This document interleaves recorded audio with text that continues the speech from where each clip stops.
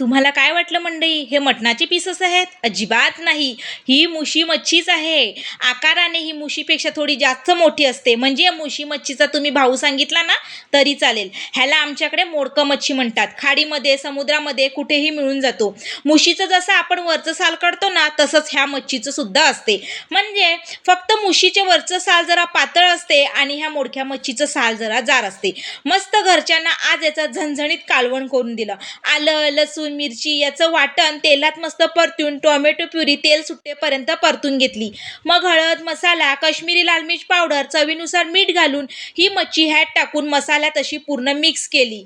थोडं आगळ आणि गरजेनुसार पाणी घालून 10 ते 15 मिनिटं छान अशी उकळून घेतली.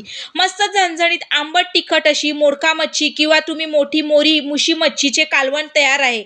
चला तर मग आता तुम्ही पण पटापट अशाच रेसिपीसाठी आपल्या चॅनलला सबस्क्राईब करायला विसरू नका बरं. तोपर्यंत धन्यवाद.